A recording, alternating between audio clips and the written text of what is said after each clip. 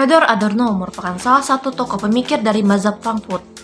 Adorno yang memiliki nama asli Theodor Ludwig Weissengrund Adorno ini lahir di Frankfurt am Main, Hesse-Nassau, Jerman pada 11 September 1903. Beliau dikenal sebagai mentor filsafat, psikolog, dan musikolog, serta memiliki minat utama pada teori sosial, sosiologi, psikoanalisis, seni musik, epistemologi, dan media massa. Dia adalah salah satu anggota mazhab Frankfurt pada masa itu, bersama dengan Max Horkheimer, Walter Benjamin, dan Jürgen Habermas. Tokoh Adorno sendiri dikenal dengan kritiknya pada masyarakat modern, di mana terjadinya perubahan yang dilakukan kapitalisme. Salah satunya sendiri yaitu industri musik, yang nilai seninya menjadi bergeser ke arah konsumerisme semata. Teori industri budaya dari Theodor Adorno. Seperti yang sudah disebutkan sebelumnya, Adorno sendiri merupakan salah satu orang dari pemikir mazhab Frankfurt yang dimana ia mengkritisi industri budaya yang telah dijadikan sebagai bahan komersial kaum kapitalisme.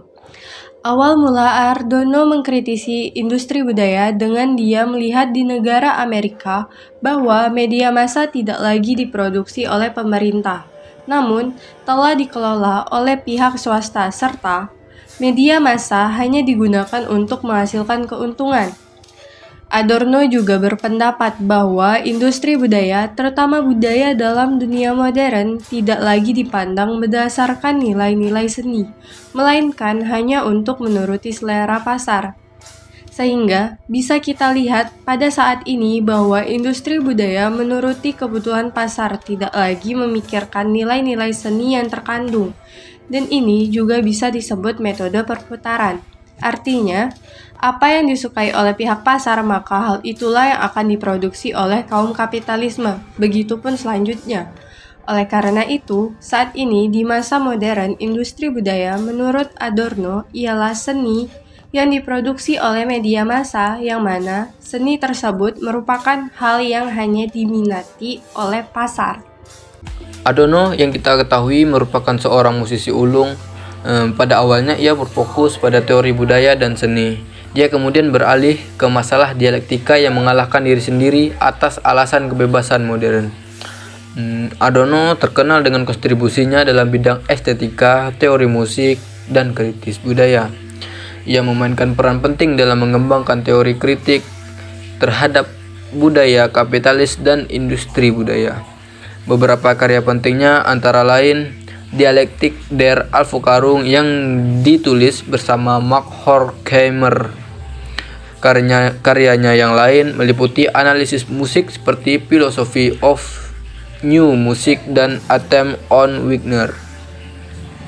Salah satu konsep penting dalam pemikirannya industrialisasi seni atau industrialisasi budaya, di mana ia mengkritik industri budaya yang menghasilkan karya seni yang tidak memiliki nilai estetika atau nilai budaya yang signifikan. Adorno juga mengembangkan seni otonomi yang menekankan bahwa seni harus memiliki nilai yang berdiri sendiri dan tidak tergantung kepada kepentingan politik atau ekonomi. Adorno juga berpendapat bahwa seni harus mempertahankan otonomi atau kebebasannya dari tuntutan pasar dan industri budaya. Ia juga menekankan bahwa seni harus dihasilkan oleh seniman yang independen dan bebas dari tekanan kekuasaan dan pengaruh ideologis. Adorno juga menekankan pentingnya kritik seni untuk mengevaluasi karya seni dan mengidentifikasi nilai estetika dan budaya yang terkandung di dalamnya. Adorno berpendapat bahwa kritik seni Adorno juga berpendapat bahwa kritik seni harus bersikap kritis dan tidak sekedar menerima karya seni sebagai bentuk hiburan atau hiasan semata. Dalam pandangan Adorno, kritik seni harus memiliki dan harus mampu membongkar kontradiksi dan kekurangan dalam seni, serta menunjukkan bagaimana karya seni terkait dengan realitas sosial dan politik di luar dirinya sendiri. Jürgen Habermas merupakan salah satu tokoh pemikir di dalam mazhab Frankfurt. Habermas lahir di Jerman 18 Juni 1929.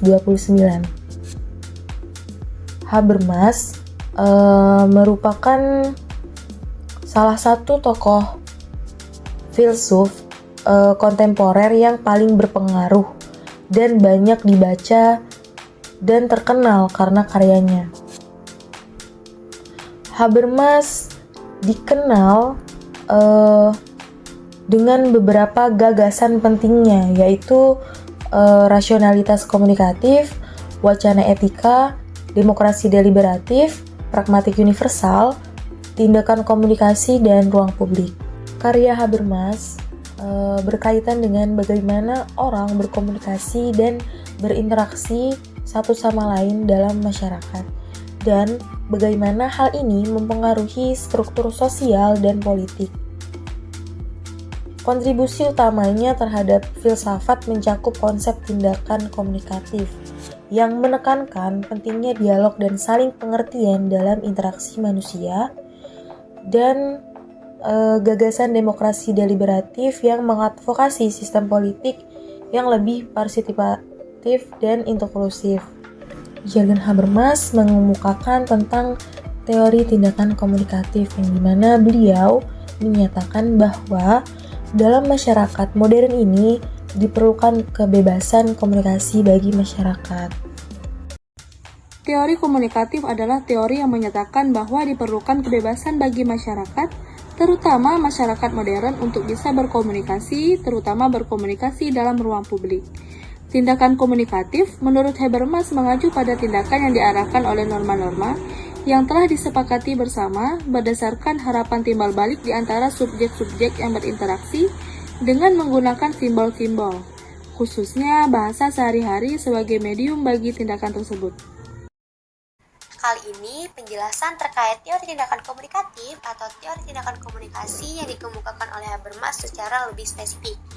Jadi, teori tindakan komunikasi menurut Habermas ini merupakan teori yang menyatakan bahwasanya harus adanya kebebasan bagi masyarakat, terutama masyarakat modern, untuk dapat berkomunikasi. Nah, teori tindakan komunikasi yang dikemukakan oleh Habermas ini merupakan sebuah tawaran terhadap terjadinya sebuah pesimisme yang dilakukan oleh ilmuwan-ilmuwan sosial sebelumnya terkait modernitas, yang dimana pada awalnya modernitas ini menjanjikan sebuah pemikiran rasional bagi masyarakat, menjanjikan sebuah kemakmuran, menjanjikan sebuah kebebasan. Nyatanya semua itu gagal. Oleh karena itu, teori tindakan komunikasi yang dikemukakan oleh Habermas ini digunakan untuk agar masyarakat dapat berkomunikasi, terutama dapat berkomunikasi dalam ruang publik.